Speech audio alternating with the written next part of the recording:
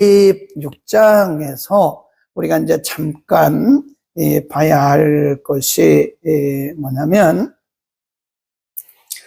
1차가 60만 3,550명이고요.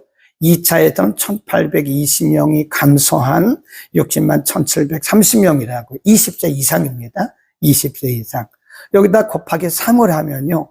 한 180만, 200만 가까이 돼. 그래서 이스라엘이 그때 움직였던 인구가 200만 명이라고 보는 겁니다. 여기 나온 인구조사에 나온 수는 만 20세 이상 된 남자입니다. 남자. 만 20세 이상의 남자만 60만 1,730이고 1차에서 60만 3,550명이다. 여기서 우리가 이제 발견을 해야 되는 거예요. 발견. 어떤 것을 발견해야 되느냐. 우리가 성경을 볼 때는 그냥 막 무작정 읽어가지 말고요. 어떤 때는 한 장 갖고 깊이 묵상해야 돼요. 물론 이제 몇 번 정도는 통독을 해야 되죠. 그래야 보이죠. 통독을 한 번도 안 하면 잘 안 보입니다. 여러 번 읽고 나서 이제 탐독할 때가 있어요. 그때는 이제 생각을 해가 여기입니다. 여기서 이제 출발을 하죠. 출발은 여기서 하고요. 여기서 1차가 60만 3,550명. 그럼 2차 인구조사는 여기거든요. 모압에서 60만 1,730명. 이렇게 이제 보면 1,800명밖에 차이가 안 난다는 거죠. 여기서 우리가 뭘 알 수 있을까요? 이 가데스 바네아 사건을 알잖아요, 여러분. 기억하시죠? 가데스 바네아. 가데스 바네아 사건이 뭐죠? 모세가 12명의 정탐꾼을 뽑아서 가데스 바네아에서 가나안을 정탐하라고 40일 동안 가나안을 정탐하고 돌아와서 보고하라고. 근데 10명의 정탐꾼들은 아주 부정적인, 불신앙적인 보고를 단지 여호수아와 갈렙만 긍정적이고 신앙적인 그런 보고를 하죠. 그래서 그때 그들의 12명의 불신앙적인 보고를 듣고 나머지 백성들이 울고 원망하고 그러다가 하나님이 그때 있는 사람들을 여호수아와 갈렙 빼놓고는 나머지 다 그 광야에 쏟아 죽이셨다고요. 다 죽였어요. 그리고 이제 새로운 사람들이 이제 2차가 가게 되는 거죠.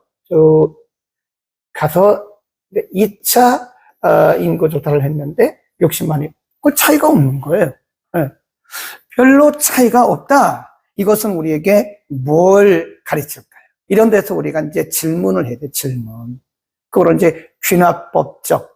그러니까 내가 질문을 해도 우리가 뭘 알아야 질문을 하는 거잖아요. 그죠? 우리 학교에서도 학생들이 막 질문할 때 보면 모르는 사람은 질문도 못 합니다. 아는 사람이 질문을 하는 거. 이런 것은 이렇게 어떻게 되는 거 이렇게 물어보는 거죠. 그러니까 여기서 질문을 하면서 1차와 2차에 그 인구조사를 했는데 1차하고 2차하고 별 차이가 없다는 거예요. 왜 그럴까? 여기 이스라엘 백성들이 여기서 보면요, 막 여기 가데스 바네아를 통과해가지고 에일라까지 왔다 갔다 이렇게 헤매잖아요, 이게. 여기서 헤맨 거 굉장히 많이 헤맸어요. 그리고 이제 모압에 온 거잖아요. 근데 여기서 우리에게 뭘 가르치느냐, 이렇게 우리가 볼 수 있습니다. 하나님의 계획은 실패하지 않는다. 만일 여기서 다 죽어버리고 끝났으면 여기가 있겠습니까? 하나님은 여전히 역사의 주인으로서 이 사람들이 그렇거나 말거나 사람들이 불순종해서 하나님이 사람들을 죽이기도 하시고 분노하시기도 하시고 이렇게 해서 사람들이 볼 때는 이스라엘의 역사가 망한 것처럼 보인다. 그러나 하나님의 역사는 계속해서 변함없이 흐르고 있다. 우리 인생의 역사도 마찬가지예요. 제가 그래서 늘 강조하는 것이 뭐냐면 보이는 것만 가지고 말하지 말라는 거예요. 우리가 겉으로 볼 때는 저 사람 사업 망했어. 저 사람 병 들어가지고 곧 죽는데 저 사람 뭐 어쩌고 저쩌고 막 그래요. 사람들이 자기 자신에 그렇고 다른 사람에서 그렇고 굉장히 부정적인 시각들을 갖고 있으나 그러나 이 뒤를 보라. 이 뒤. 그럼에도 불구하고 하나님의 역사는 계속 진행되고 있습니다. 아멘, 아멘. 걱정하지 마세요.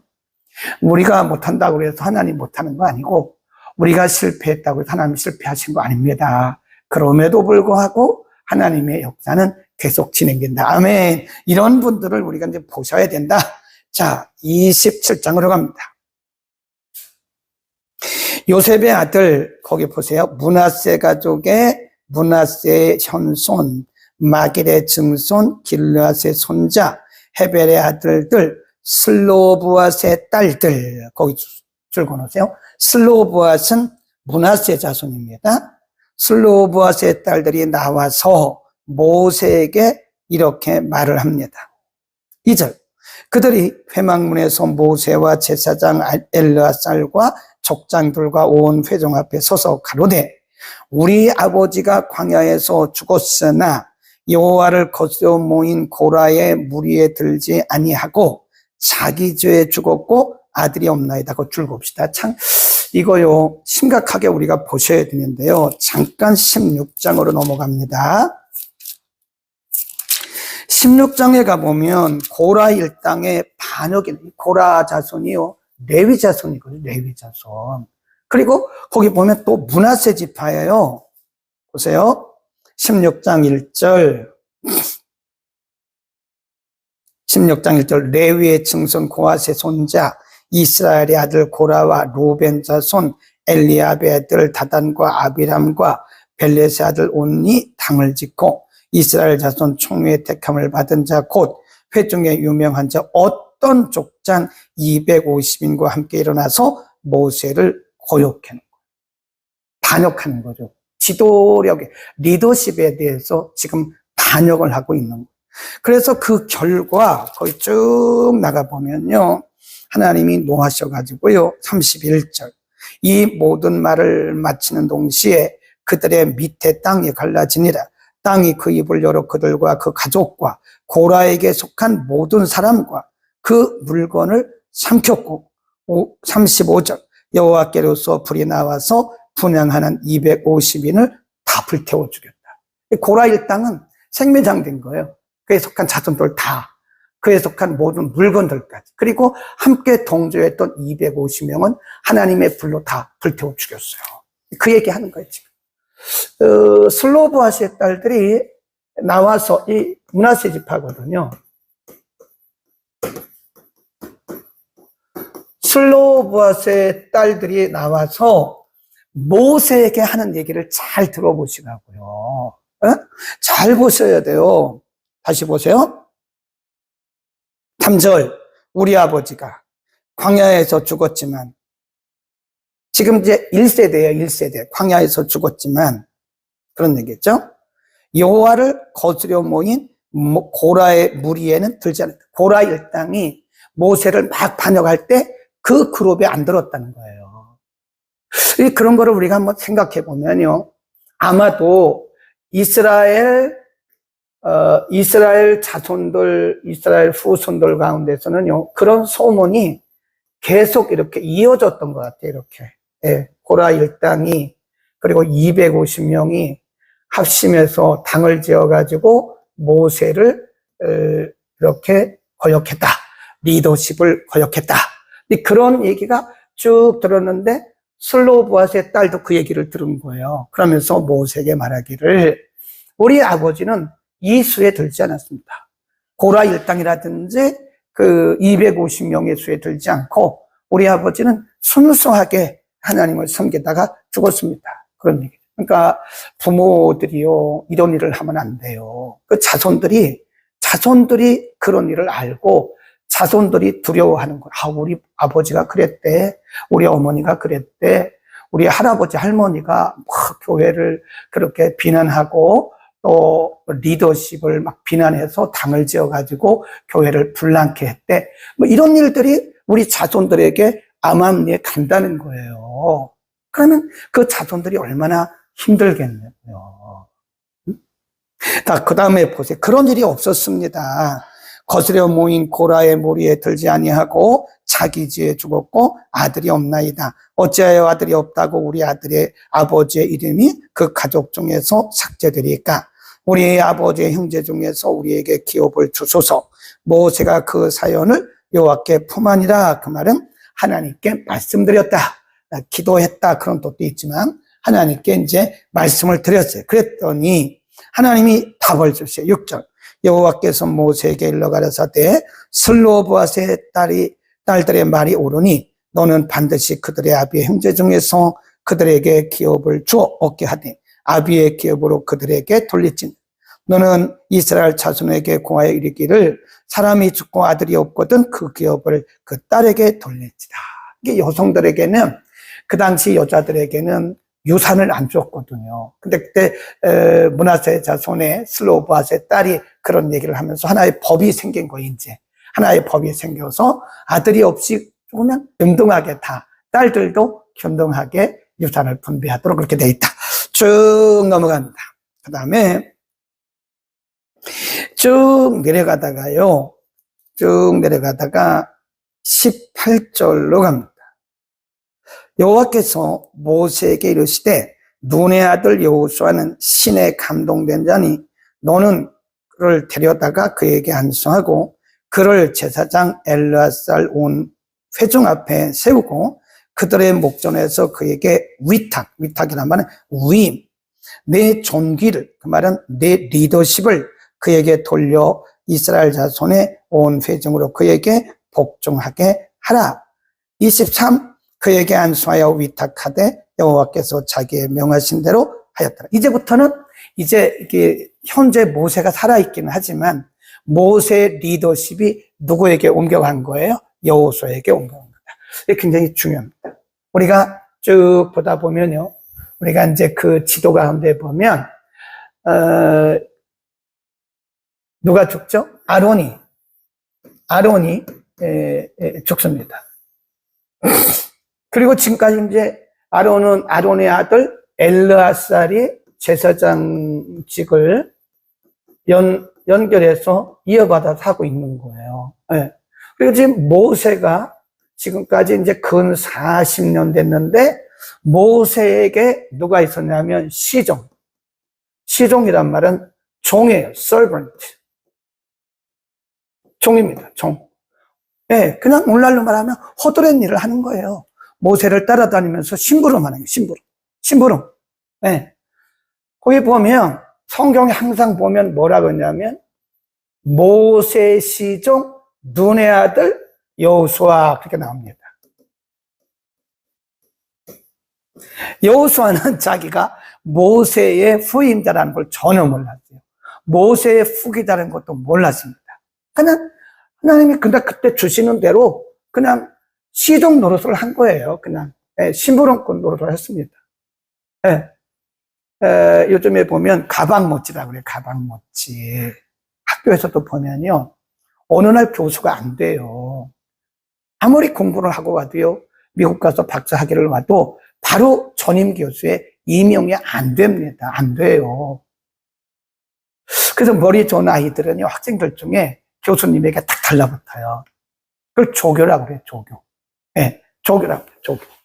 조교는 어시스트예요. 어시스트.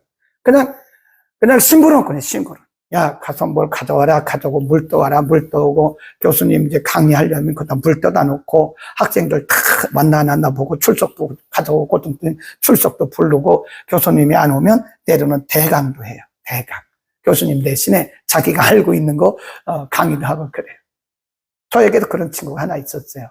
한 10여 년 넘게 제가 이제 데리고 있다가 나중에는 이 친구가 박사학위를 했는데 개척을 해서 나가서 나중에 교수 임명을 안 했죠. 박사했기 때문에 교수 임명이 됩니다. 근데 본인이 그냥 개척 안 나고 갔어요. 그런 거라니까. 그래서 이제 오면 박사학위를 받았어도 바로 교수님 전임으로 임명되는 게 아니라 그때는 이제 조교수라고 그래요. 조교수. 조교수는 뭐냐면 강사와 비슷해요. 시간 강사. 계약직이에요. 계약직. 네. 그러다가 이제 조교수 하다가 조금 올라가면 이제 부교수가 없어요. 우리 학교에 부교수도 뭐 한두 명도 없습니다. 다 조교수예요. 그 기간이 조교수에서 부교수 올라가는 기간이 뭐 10년도 훨씬 넘습니다. 부교에서 정교수 올라가는, 우리 학교는 정교수 하나도 없어요. 부교수까지 해다가 거의 은퇴합니다. 왜냐하면 시간이 너무 길으니까. 그런 거라니까요. 그런 것처럼 눈의 아들 여호수아가 거의 모세의 시종 노릇을 자기가 모세는 그냥 모세를 일하고 여호수아는 자기가 모세의 후계자가 된다는 생각조차 못했어요. 그래서 그냥 자기가 맡겨진 일을 열심히 했는데 어느 날 갑자기 하나님 모세에게 말씀하시기를 너의 시종 여호수아에게 기름을 부어서 너의 후계자를 삼아라. 그런 거. 네? 어떤 분들은요, 이 순서를 안 거치려고 그러더라고요. 이 순서를 안 거치려고. 신학교 나왔으니까 바로 전도. 그런 것도 안 된다니까요. 저 아래서부터 청소부터 해야 돼요. 옛날에 어떤 분이 난 그분을 잊을 수가 없어요. 그 말을. 지금이야 소요 예배 전에 우리 장원식 장로님 일찍 오셔가지고 청소 다 하십니다. 네. 그전엔 제가 했어요. 그래서 이제 마침 그때 신방전도 한 분이 새로 부임을 했어요. 우리가 오시다고 해서 제가 이제 그분에게 말을 했어요. 전도사님, 성도들이 오셔서 은혜 받게 우리 교회 청소 좀 깨끗하게 합시다. 그랬더니 이분이 예, 감사합니다. 앞으로는 제가 할 테니까 목사님 하지 마시고 이렇게 하면 얼마나 좋아요. 그분이 목사님, 제가 신방하러 여기 왔지 제가 청소하려고 온 건가요? 제가 그때 그분 알아봐서 이분은 우리 교회 오래 봅니다. 오래 있으려고 해도 제가 오래 있게 할 수가 없다. 그 자세가 틀린 거 아닙니까? 아니, 자기가 신방전도사가 신방만 하는 겁니까? 청소도 하고 부엌에 가서 그 설거지도 하고 하는 거죠. 그 자세가 틀렸다는 거예요. 제가 말씀드리려고 하는 게 뭐냐면 눈의 아들 여호수아는 그냥 모세의 시종이었다. 시종으로서 심부름꾼으로서 그냥 자기를 열심히 했는데 어느 시점이 딱 되니까 하나님이 여호수아를 모세의 후계자로 기름을 부으시는 거예요. 오늘 우리가 맡은 일이 뭡니까? 불평하지 마세요. 그게 우리의 사역입니다. 그게 우리의 사명이에요. 네. 나보고 이런 일이나 하라고. 그런 자세를 가지면 안 돼요. 그런 일이라니요. 그런 일도 감지덕지하죠. 우리가 어떻게 하나님의 거룩한 사역을 맡을 수 있어요? 할 수 없잖아요. 근데 그런 일을 맡겨주셨으니까 우리가 감지덕지로 하는 거지, 내가 이런 일이나 하고 있냐고. 이런 자세는요, 하나님 앞에 정말 옳지 않아요. 이런 일도 감사합니다. 저에게 맡겨주셔서 감사합니다. 그래야 되지 않겠어요? 오늘 우리가 맡은 일이 무엇인가 우리는 감사함으로 최선을 다할 수 있기를 바랍니다. 아멘, 아멘. 그래서 이제 실질적으로는 보이는 실질적으로 이스라엘의 지도자는 모세지만 이제 그 모세의 리더십이 여호수아에게 옮겨간 거예요. 이미 옮겨간 겁니다. 기름을 붓는 순간에 리더십이 옮겨간 거예요. 그러니까 우리가 끝까지 내가 다 할 필요는 없습니다. 저도 마찬가지예요. 저도 임기가 돼서 종령이 돼서 딱 끝나면 저는 딱 내려놓을 거예요. 그리고 평신도로 돌아갈 거예요. 우리 교회 나오는지 안 나올지는 모르지만 나온다 해도 저는 1절 말 안 합니다. 그리고 후임자가 알아서 하도록 하는 거죠. 네. 제가 이미 제가 은퇴를 했는데 후임자가 죽을 수든 밥을 쓰든 그건 본인이 알아서 할 일이고 하나님과의 관계이지 제가 거기에서 판단을 할 이유가 없는 거죠. 모세도 마찬가지. 하나님께서 우리를 쓰시는 기간이 있어요. 그 기간만큼 최선을 다해 생명 걸고 일하면 돼요. 그리고 그 다음은 다음 사람이 하는 거예요. 그러니까 내가 끝까지 해야 된다고 하는 건 아니에요. 이렇게 보시면 돼요. 여기까지는 아론, 여기까지는 모세, 여기까지는 여호수아, 또 여기까지는 또 다른 사사 이렇게 하는 거지 한 사람이 이거를 다 하는 것은 없다. 내가 다 해야 된다. 그런 생각은 아예 꿈에도 하지 맙시다. 넘어갑니다. 28장 쭉쭉 넘어가겠습니다. 그냥 줄 그으세요. 9절 안식일, 11절 월삭, 16절 유월절, 26절 77절 다 그으셨죠? 다시 한번 28장 9절 안식일, 11절 월삭, 16절 유월절, 26절 77절, 29장 7절로 쭉 내려가면 나팔절 이런 것들이 나옵니다. 7절, 29장 7절. 7월 10일에는 저희가 성회로 모일 것이요 마음을 괴롭게 하고 아무 노동도 하지 마라. 이제 여러 가지 절기입니다. 그 다음에 절기를 지키는 방법 12절. 7월 15일에는 너희가 성회로 모일 것이요 아무 노동도 하지 마라. 장막절을 얘기합니다. 40절, 29장 40절. 모세가 여호와께서 자기로 명하신 모든 일을 이스라엘 자손에게 고하니라. 이미 리더십은 누구에게 넘어갔어요? 여호수아에게 넘어간 거예요. 그래서 지금 이제 백성들에게 할 일을 하고 있는, 이제 실제로 리더십으로 겉으로 보이긴 하지만 하나님의 촛대는 지금 여호수아에게로 옮겨간 상태예요. 그러니까 지금 마감을 잘해야 됩니다. 마무리를 잘해야 돼요. 우리 인생 마무리 잘해야 됩니다. 우리 사역도 마무리를 먹고 가는 거예요. 은퇴하신 분이 뭘 얘기를 하겠어요? 바람권도 없는데. 그런 얘기입니다. 하나님께서 우리를 사용하시는 이 기간이 있다는 거예요. 유통기간. 그러니까 이 기간 동안만 우리가 열심히 죽을 둥 살 둥 생명 걸고 일하자. 아멘. 넘어갑니다. 그래서 지금 제가 28장, 29장을 얘기하다가 조금 하나 빼먹은 게 있는데, 지금 이제 현 리더십은 모세예요. 그리고 모세 리더십이 여호수아에게 지금 넘어갔어요. 그러나 모세는 남은 자기가 죽을 때까지 해야 할 일이 뭐냐면 이스라엘 백성들의 신앙적인 문제. 그래서 이제 곧 요단강을 건너가야 되잖아요. 요단강 건너가서 이제 가나안에 들어가야 되는데, 가나안에 들어가서 너희는 반드시 절기를 지켜라. 절기는 이때는 이런 절기, 이때는 이런 절기를 반드시 지켜라 하고 하는 영적, 오늘날로 말하면 예배와 기도에 대한 말씀을 강조하고 있는 것이다. 30장으로 갑니다. 가나안에 들어가서 지켜야 할 여러 가지 일들을 다시 말씀하고 있습니다. 30장 1절. 모세가 이스라엘 자손 지파의 두령에게 일러 가로되 여호와의 명령 이러하니라. 사람이 여호와께 서원하였거나 마음을 제어하기로 서원하였거든 파약하지 말고 그 입에서 나온 대로 다 행할 것이야. 서원에 대한 얘기, 서원. 3절. 또 여자가 만yor에서 그 아비 집에 있을 때 여호와께 서원한 일이나 스스로 제어한 일이 있다 없다 하자. 일이 있다 하자. 그 아비가 그의 소원이나 그 마음을 제어하려는 서약을 듣고도 그에게 아무 말이 없으면 그 모든 소원을 행할 것이요 그 마음을 제어하려는 서약을 지킬 것이다. 제어하려는 서약을 지킬 것이니라. 그러나 그 아비가 그것을 듣는 날에 허락지 아니하면 그 서원과 마음을 제어하려던 서약이 이루어지지 못할 것이니 그 아비가 허락지 아니하였은즉 여호와께 사심을 받는 것. 그런 얘기예요. 그러니까 서원을 해도 아버지의 부모의 그 말이죠. 아버지의 수하에 있을 때는 그 딸이나 아들의 서원은 아버지에게 상당 부분 달려있다는 거예요. 아직 어린 아이들이, 어린 아이가 뭐 자기 서원을 했어요.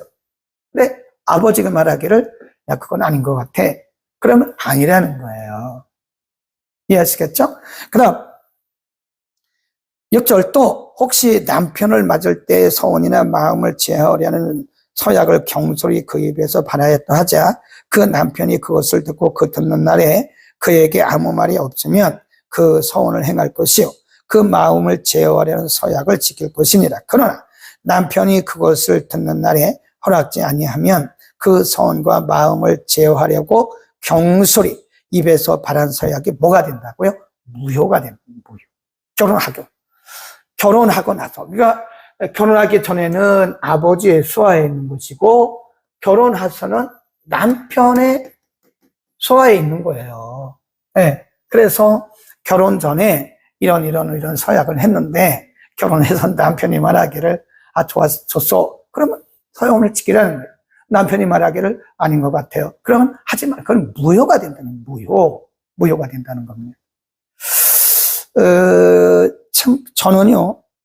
그래서 늘 생각해 믿음은 열심히 다는 아닙니다. 제가 그걸 정말 많이 봤어요. 믿음과 열심은 꼭 같다. 그건 정식의 성립이 안 됩니다. 어떤 사람에게 있어서 믿음과 열심은 같이 가요. 근데 어떤 사람에게 있어서 대부분입니다. 제가 볼 때 대부분 믿음과 열심은 같다. 이런 등식이 성립이 안 돼요. 저 사람 열심히 있으니까 믿음이 좋을 것 같아. 아닙니다. 오히려 어떤 사람은요, 이렇게 볼 때 막 기도도 뜨겁게 안 하고 막 그렇게 들리지도 않는데 보면 믿음의 중심이요, 말씀이 딱 잡혀 있는 사람이에요. 우리 교회도 그런 분 여러분이 있습니다. 이 대화를 해보면요, 그럼 믿음의 중심이 굳건해요. 뿌리가 꽉 잡혀 있어요. 그러니까 그런 거 여러 가지를 보면 믿음과 열심이 같다. 그렇게 할 수는 없다. 다를 수 합니다. 그 왜 그러냐? 우리가요, 그 전에 공부할 때 보면, 올 때 보면요, 거기 반대하는 원주민들이 있었어요, 원주민들이. 네? 이렇게 오다 보면, 여기 이제 신광야거든요. 신광야에서 이렇게, 여기도 원주민. 또 이렇게 오다 보면, 미디안 족속이 또 광야. 여기 또 오다 보면, 에돔이 반대하고. 그거 우리 기억하시잖아요. 그죠? 근데 하나님 반드시 갚으라고 말씀하셨어요. 미디안을 쳐라. 에돔을 쳐라. 모압을 쳐라. 왜 그럴까요? 하나님이 정의의 하나님이시고, 하나님이 자비 하나님이신데, 아니, 왜 이렇게, 당연히 이 사람들은 이스라엘 백성들 200만 명이 막 몰고 오니까, 자기 땅을 침범하니까 당연히 이 길을 막지 않았겠어요. 여기도 마찬가지예요. 여기도. 아니, 이스라엘 백성들이 200만 명이 오면 여기가 쑥대밭이 되니까 여기 못 가게 하는 게 당연한 거죠. 여기도 마찬가지예요. 200만 명이 오니까 여기 지나가면 쑥대밭인데 그냥 두겠어요? 그런데 아니, 그것을 하나님은 악으로 보신 거예요. 악으로 보신 거예요. 여기서 우리가 알 수 있는 것이 뭐냐? 31장까지만, 오늘 많이 나갔죠? 31장까지만 하겠는데요. 여기서 우리는 영적인 교훈이 뭔가를 알고 적용을 해야 돼요. 왜? 하나님은 이렇게 당연히 이스라엘 백성들이 지나가면 쑥대밭이 되니까 당연히 자기가 이건 뭐 정당방어를 한 거고, 여기도 정당방어 한 거고, 여기도 정당방어 한 건데, 하나님은 왜 이스라엘 편을 들어주시지? 하나님은 왜 이스라엘 편을 들어주시지? 여기서 우리는 신약에서도 예수님께서 말씀하셨습니다. 뭐라고 말씀하셨냐? 마태복음 10장에 보면 제자들에게 말씀하셔요. 도를 말씀하시면서 너희가 어느 지경에 들어가서 복음을 전하는데 사람들이 다 거부하는 거예요. 거부할 뿐만 아니라 이 일에 대해서 방해를 해요. 방해를. 복음을 거부하고 방해. 그러면 예수님 뭐라고 했냐면 그들과 끝까지 싸워라. 그건 지혜가 아닙니다. 그건 지혜가 아니에요. 예수님 뭐라고 그러셨냐? 나와. 속히 나오는데 어떻게 나와요? 발에 먼지까지 떨어버려. 먼지까지 다 털고 나와. 그리고 말씀하시기를 그날이 뭐죠?